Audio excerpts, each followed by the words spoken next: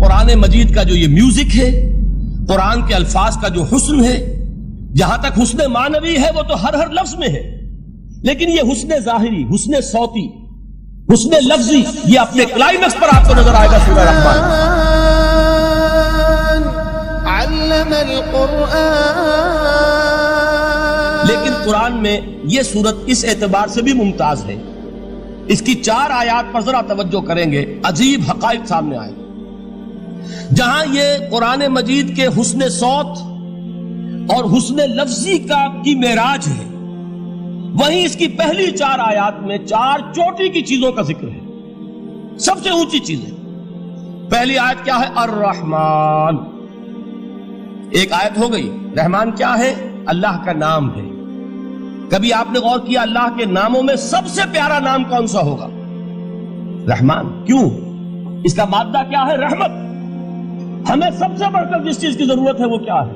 رحمت خداوندی۔ نام اچھی طرح سن لیجئے اس حضور کے قول کو۔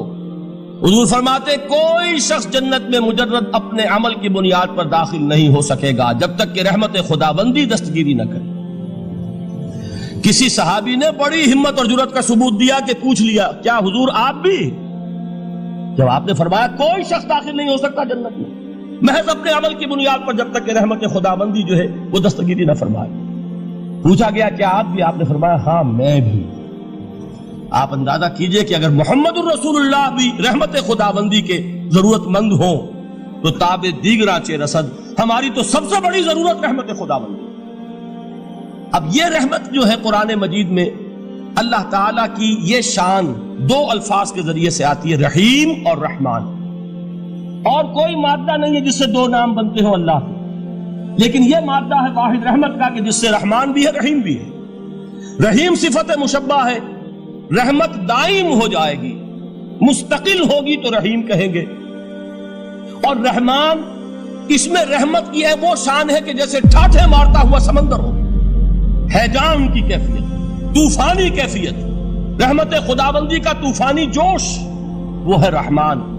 آپ تو رہتے اس علاقے میں ہیں، آپ کو معلوم ہے عرب اگر بھوکا مرا جا رہا ہو تو کیا کہے گا؟ انا جوعان۔ پیاسا مرا جا رہا ہو انا عطشان۔ بہت غضبناک ہوگا غضبان، غضبان آصفہ قرآن میں آیا ہے، بہت غضبناک۔ رحمان جس کی رحمت جو ہے جوش میں ہے، ٹھاٹھے مارتے ہوئے سمندر کے معنی۔ تو یہ اللہ تعالیٰ کے ناموں میں سب سے پیارا نام۔ اب آگے چلیے، الرحمن علم القرآن، رحمان نے قرآن سکھایا۔ رحمت خداوندی کا سب سے بڑا مظہر، رحمان کی رحمانیت کا سب سے بڑا مظہر قرآن ہے۔ ان میں جو منطقی ربط ہے اس کو سمجھتے جائیے۔ اچھا آپ یہ سوچئے جو علم بھی انسان کو حاصل ہوا وہ کس نے دیا؟ اللہ نے۔ سائنس کا علم کس نے دیا؟ اللہ نے۔ علم آدم الاسماء کلہا، وہ علم الاسماء جو حضرت آدم کو دے دیا گیا تھا ازل میں، یہ اسی کا ظہور ہے، یہ اسی کی ایکسفولیشن ہے جو ہو رہی ہے اور ہوتی رہے گی ابھی۔ اور دوسرے علم ہے وہ کس نے دیا؟ اللہ نے دیا۔ لا یحیطون بشیء من علمہ الا بما شاء، مخلوق میں سے کوئی اللہ کے علم میں سے کسی شے کا احاطہ نہیں کر سکتا مگر وہ جتنا اللہ دینا چاہے۔ لیکن یہ کہ تمام علوم میں چوٹی کا علم قرآن۔ نوٹ کرتے جائیے، اب چوٹی کی چیزیں جمع کیجیے۔ اللہ کے ناموں میں چوٹی کا نام رحمان، اللہ نے جو کچھ انسان کو سکھایا اس میں چوٹی کا علم قرآن۔ خلق الانسان، انسان کو پیدا فرمایا۔ سوال یہ کہ حیوانات کو کس نے پیدا فرمایا؟ آسمان کس نے پیدا کیا؟ زمین کس نے پیدا کی؟ فرشتے کس نے پیدا کیے؟ کیا مطلب خلق الانسان؟ اس کی تمام مخلوقات میں اس کا کلائمیکس، اس کی تخلیق کی معراج، اس کے تخلیق کا نقطہ عروج انسان ہے۔ یہ ہے کہ جو مسجود ملائک بنا ہے۔ وَلَقَدْ كَرَّمْنَا بَنِي آدَمَ وَحَمَلْنَاهُمْ فِي الْبَرِّ وَالْبَحْرِ وَرَزَقْنَاهُمْ مِنَ الطَّيِّبَاتِ وَفَضَّلْنَاهُمْ عَلَى كَثِيرٍ مِّمَّنْ خَلَقْنَا تَفْضِيلًا۔ تو تخلیق میں سب سے اونچی تخلیق انسان کی، علموں میں سب سے اونچا علم قرآن کا، اللہ کے ناموں میں سب سے اونچا نام رحمان۔ اب آئیے چوتھی چیز، علمہ البیان، انسان کو بیان کی صلاحیت عطا فرمائی۔ کیا اور کوئی صلاحیت عطا نہیں کی؟ بینائی کس نے دی؟ اللہ نے۔ اسی طریقے سے سماعت کس نے عطا فرمائی؟ اللہ نے۔ کتنی فیکلٹیز ہیں، کتنے ایکسٹرنل آرگنز ہیں سینس کے، کتنے انٹرنل سینسز ہیں جو اللہ نے دیے ہیں۔ لیکن یہاں بھی سمجھ لیجئے جتنی فیکلٹیز ہیں ہیومن فیکلٹیز، ان میں ٹاپ کی فیکلٹی جو ہے وہ اسپیچ ہے، کلام ہے، بیان ہے۔ جن لوگوں نے میڈیکل سائنس کا مطالعہ کیا ہے وہ جانتے ہیں کہ یہ برین ہے، ہیومن برین، اس برین میں جو وہ اوپر ایک زرد سا مادہ ہوتا ہے، گرے میٹر، اس کی ایک کوٹنگ ہوتی ہے، یہ ہائیسٹ ایوالوڈ فارم ہے، اور اس میں سب سے بڑا رقبہ جو ہے وہ اسپیچ سینٹر کہلاتا ہے۔ اسی لیے انسان کو حیوان ناطق کہتے ہیں۔ حیوان کے اور انسان کے مابین امتیاز قائم کیا گیا، نطق، گویائی، بولنا۔ اب یہ کیا چیز ہوئی؟ انسان کی صلاحیتوں میں سے سب سے اونچی صلاحیت، 4 آیتیں ہو گئی نا۔ اللہ کے ناموں میں سب سے چوٹی کا نام رحمان، اس نے جو علوم پیدا کیے ان میں چوٹی کا علم قرآن، اس نے جو مخلوقات پیدا فرمائی ان میں چوٹی کی مخلوق انسان، انسان کو جو صلاحیت اور استعدادات عطا فرمائی ان میں چوٹی کی استعداد بیان۔ جمع کیجئے نتیجہ کیا نکلے گا؟ وہ نتیجہ ایک حدیث نبوی کی شکل میں سامنے آتا ہے۔ پہلی حدیث میں نے یہی پڑھی تھی، اس کے راوی کون ہے؟ عثمان ابن عفان۔ میں حیران ہوتا ہوں وہ قافیہ یہاں بھی موجود ہے، رحمان، قرآن، بیان، انسان، عثمان، عفان، باپ کا نام بھی اسی وزن پر ہے، عثمان ابن عفان۔ عن عثمان ابن عفان رضی اللہ تعالی عنہ قال قال رسول اللہ صلی اللہ علیہ وسلم، حضرت عثمان شہید مظلوم ذو النورین رضی اللہ تعالی عنہ فرماتے ہیں کہ اللہ کے رسول صلی اللہ علیہ وسلم نے فرمایا، خیرکم من تعلم القرآن وعلمہ، تم میں سے بہترین لوگ وہ ہیں جو قرآن سیکھیں اور سکھائیں۔ قوت بیان جو تمہاری ٹاپ فیکلٹی ہے، اس کا استعمال کسی گھٹیا کام کے لیے نہیں ہونا چاہیے۔ دیکھیے اردو میں محاورہ ہے کہ توپ سے مکھی نہیں ماری جاتی، توپ بنائی گئی ہے کسی بڑی شے کے لیے، مکھی مارنے کے لیے توپ استعمال نہیں ہوتی۔ یہ قوت بیان جو ہے، جو ٹاپ موسٹ فیکلٹی ہے ہیومن جو فیکلٹیز ہیں ان میں سے، اس کا استعمال بھی ٹاپ موسٹ ہونا چاہیے۔ قرآن کو بیان کرو، وہ جیسے کہ علامہ اقبال نے کہا ہے، بلکہ غالباً ان کے قبر پر آس پاس جو اشعار لکھے ہوئے ان میں سے ایک یہ بھی ہے، اگر یک قطرہ خونداری، اگر مشتے پرے داری، بیابامن تو آموزم طریق شاہ بازی را، اگر تمہارے اندر ایک قطرہ بھی خون کا ہے اور مٹھی بھر بھی پر اگر اللہ نے دیے ہیں تو میرے پاس آؤ کہ میں تمہیں شاہبازی کے طریقے سکھاؤں۔ اسی طرح جان لیجئے اگر اللہ نے قوت گویائی عطا فرمائی، اگر اللہ نے تمہیں حیوان ناطق بنایا، اگر اللہ تعالیٰ نے تمہیں یہ صلاحیت عطا فرمائی، اس صلاحیت کا مصرف دنیا کو نہ بناؤ، اس صلاحیت کا مصرف اللہ کے کلام کو پھیلانے پر اس کو صرف کرو۔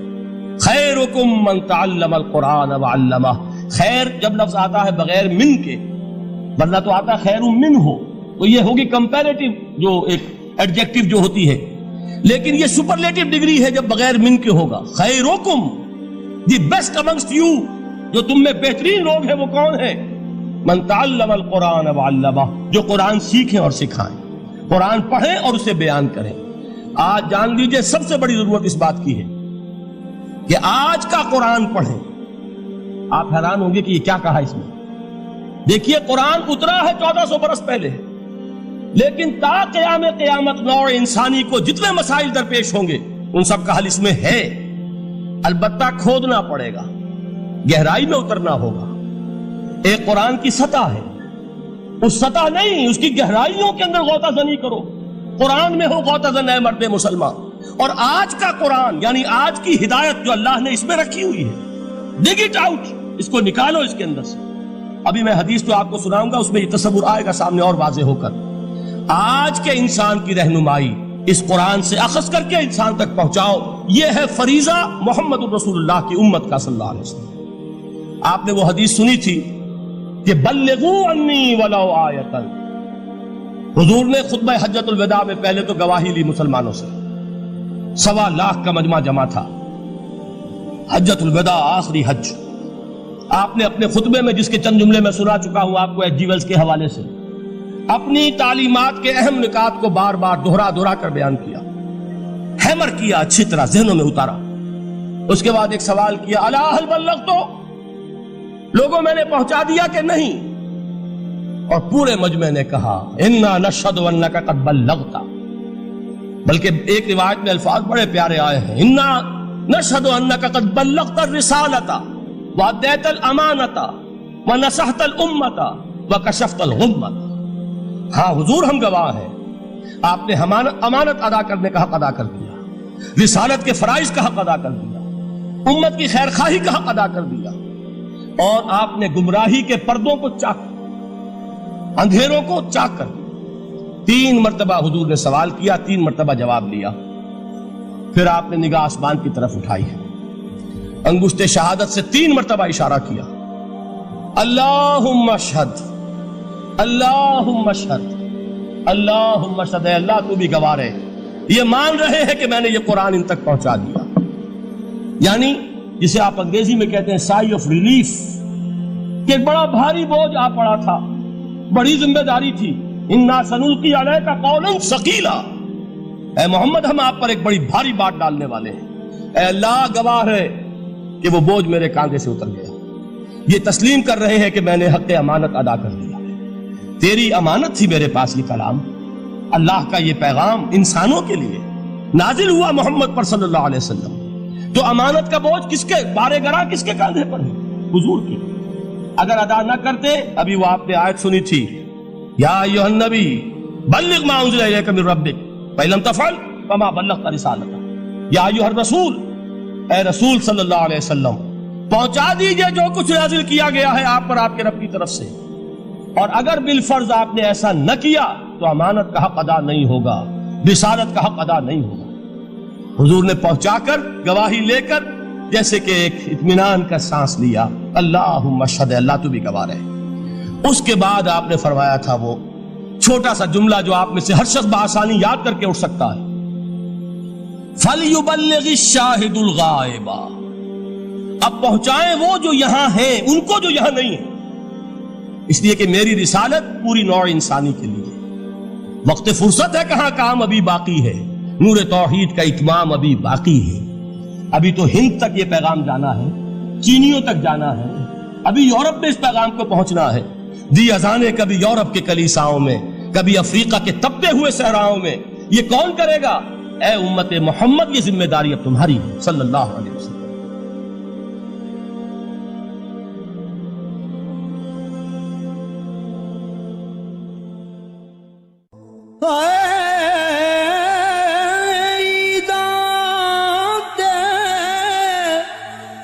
شب رات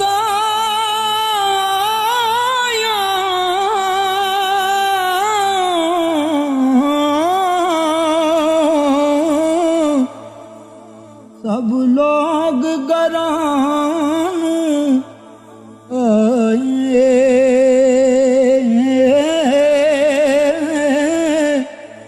او نہیں آئے او پرت محمد جو آپ ہتھیں دفنائے، بچھڑ گیا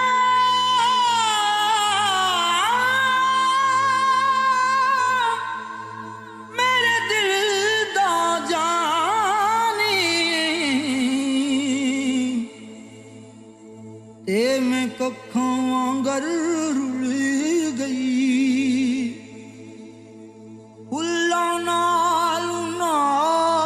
نازک جندڑی میری وچ کنڈیاں دے رل گئی، کم سجنا دے مار مکا،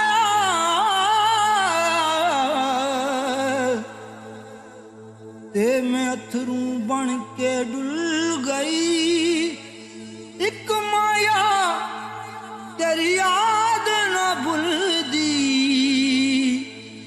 باقی ہر شے جگ دی بھل گئی۔